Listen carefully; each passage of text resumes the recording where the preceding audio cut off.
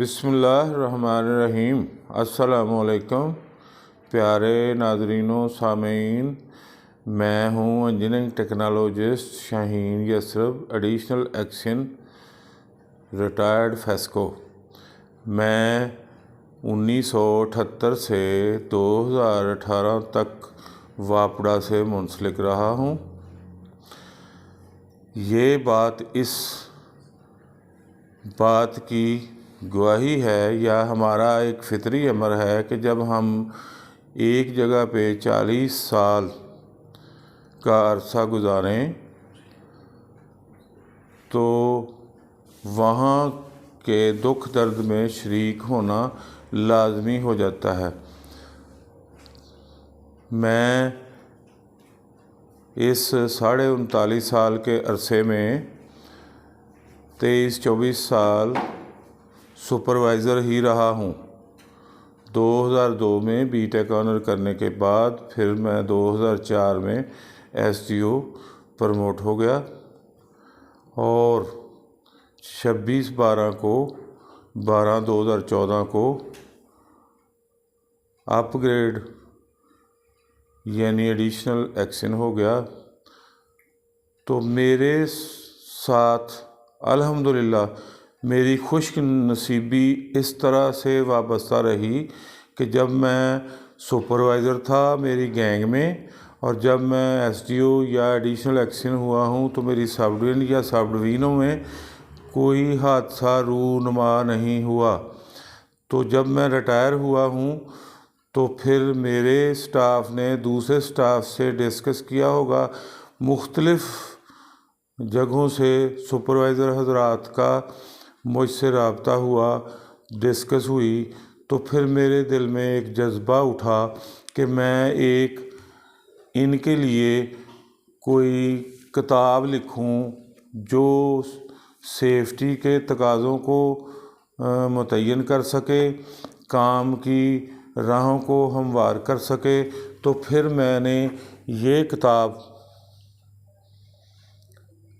Handbook का तर्जमा मैंने मुर्शद मैनुअल से किया, यानी मुर्शद मैनुअल बतौर तजवीद सिस्टम एंड तरवीज सेफ्टी बराए डिस्ट्रीब्यूशन स्टाफ सुपरवाइज़र्स जो कि तमाम डेस्कोज़ में लाइंसमैन हज़रात के लिए कारआमद है।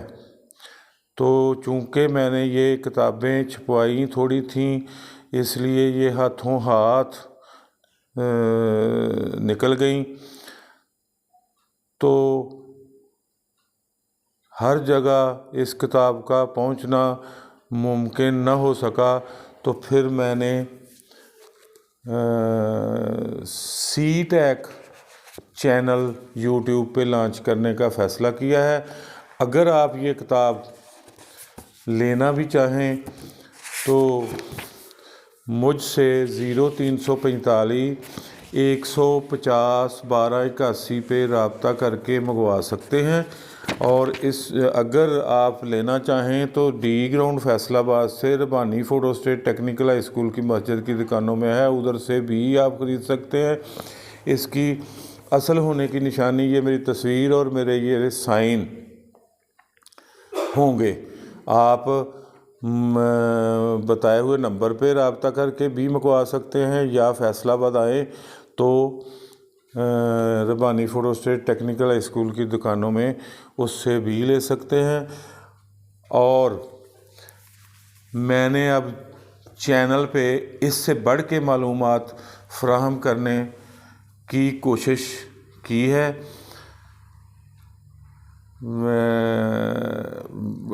मतलब ये निकला कि सी टेक चैनल पे सब की सब मालूमात इस तरह से दूंगा कि सुपरवाइज़र हज़रात इंजीनियरिंग और डिज़ाइनिंग के लिहाज से अपनी पेशबीनी अपनी मैनेजमेंट को इस तरह से हमवार कर सकेंगे कि बिल्कुल उस बात को पूरा कर देंगे कि सुपरवाइज़र अपनी गैंग का दिमाग के तौर पे काम करने वाली हस्ती होती है। اور جب دماغ صحیح ہو کسی آدمی کا تو اس کو دانشور کہتے ہیں، اور دانشور جو ہوتا ہے وہ خدا کا پڑوسی ہوتا ہے۔ اس لیے میں چاہتا ہوں کہ سپروائزر حضرات کی بیک گراؤنڈ اس طرح بنا دی جائے کہ وہ اگر کوئی بات کریں، کام کریں، سوچیں تو ان سب اعمال میں سیفٹی مقوی طور پہ پنہا ہو، تاکہ وہ بھی الحمدللہ میری طرح پوری سروس میں حادثے کے داغ سے بے داغ رہیں۔ تو اب میں جو سپروائزر حضرات تک باتیں پہنچانا چاہتا ہوں وہ پاور سسٹم کی وضاحت سے شروع کروں گا۔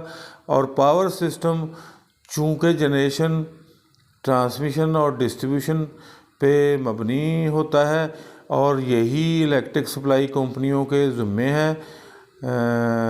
اس سے آگے انرجی میٹر لگا کے یوٹیلیٹی کے لیے سپلائی کنزیومر کو دی جاتی ہے۔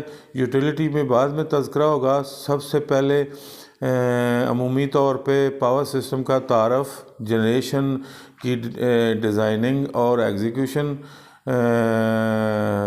ٹرانسمیشن کے لیے بھی بہترین معلومات، اور بالخصوص ڈسٹریبیوشن کے تمام تقاضوں کا احاطہ کیا جائے گا، تاکہ میرا سبجیکٹ جو ہے وہ ڈسٹریبیوشن کی نمائندگی کرنے کے لیے میں نے بنایا ہے، میں نے ارینج کیا ہے۔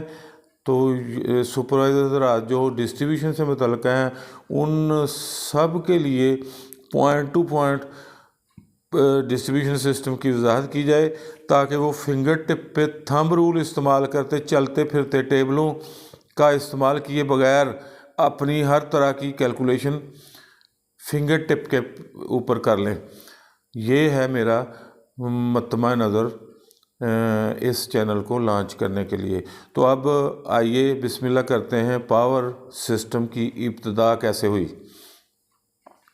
پاور سسٹم کی ابتدا ویسے تو معاشرے کی ارتقاء سے ہی کیمیکل طریقوں سے بجلی جو تھی وہ انسان کے ساتھ تھی، لیکن 1855 میں فیراڈے نامی سائنسدان نے ایک طریقہ کار دریافت کر لیا کہ اگر کہیں سے 10 کروڑ مقناطیسی لائنیں گزر رہی ہوں تو ان کو 1 میٹر لمبا کنڈکٹر اگر 1 میٹر سیکنڈ کی رفتار سے قطع کرے گا تو اس میں 1 وولٹ بجلی پیدا ہوگی۔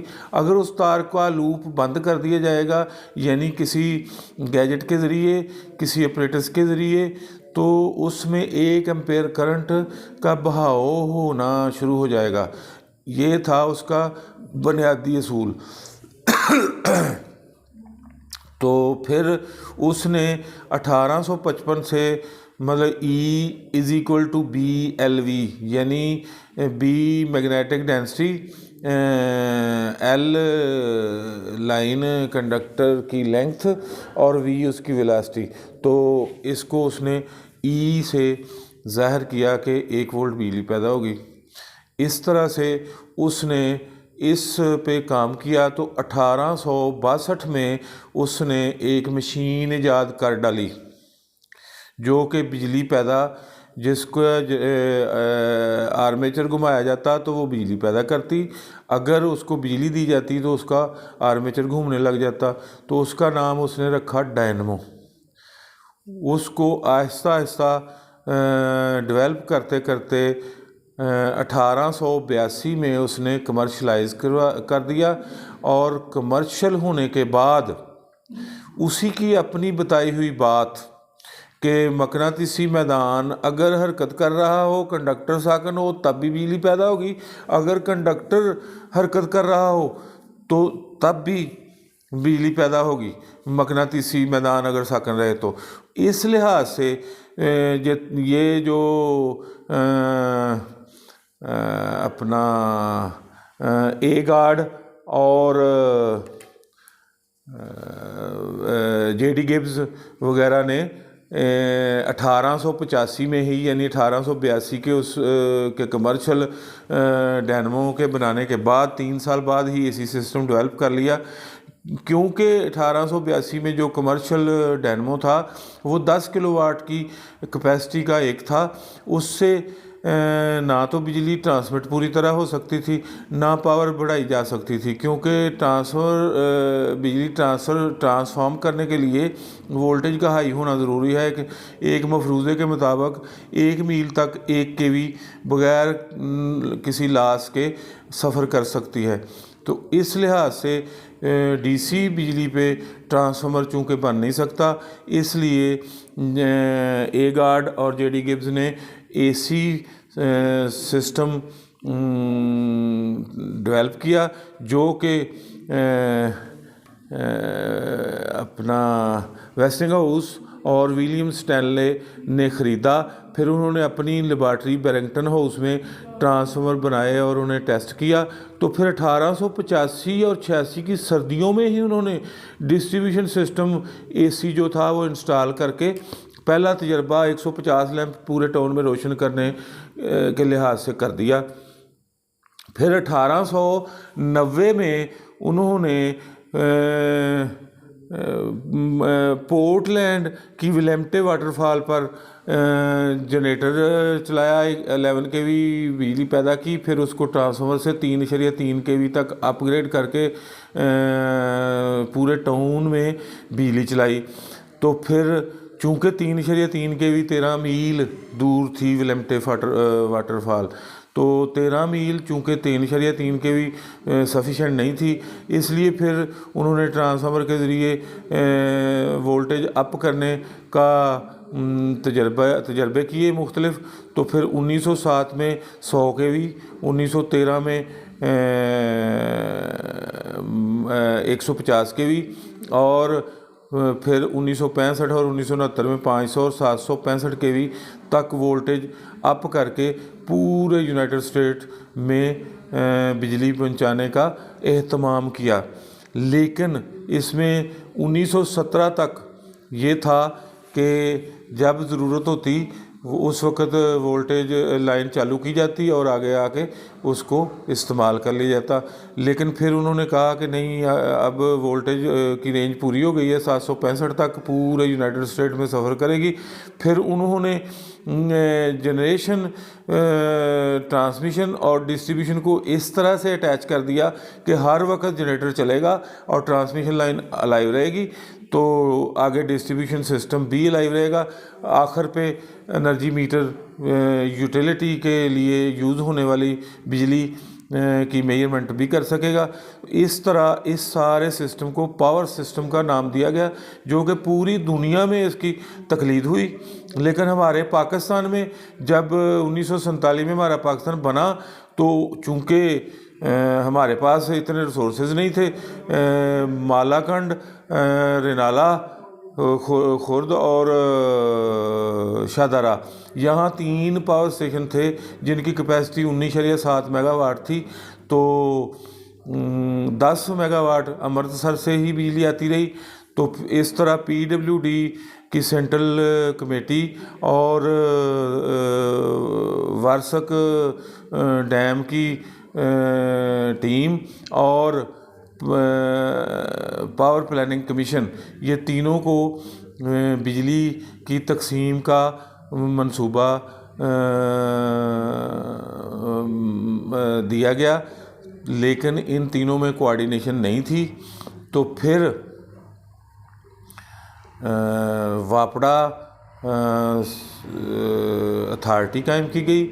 लेकिन इससे पहले ये बताना ज़रूरी है कि जब शुरू में बिजली 19.7 के साथ 10 मेगावाट अमृतसर से ली जाती रही है, फिर 1952 में रसूल के मुकाम पर 22 मेगावाट का पावर स्टेशन लगा। तो उस के बाद ये इंपोर्ट जो थी बिजली की, ये बंद कर दी गई।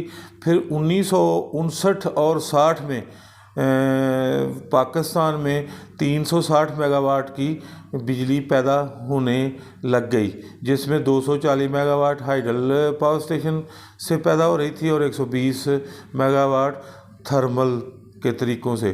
तो چونکہ وہ پہلے جو PWD والا کمیشن تھا وہ نان کوآرڈینیشن کی وجہ سے تسلی بخش نتائج نہیں دے سکا تھا، تو پھر واپڈا اتھارٹی قائم کی گئی۔ 24/12/1958 کو اسمبلی میں قرارداد پاس کی گئی، جس نے 15/4/59 کو کام شروع کر دیا۔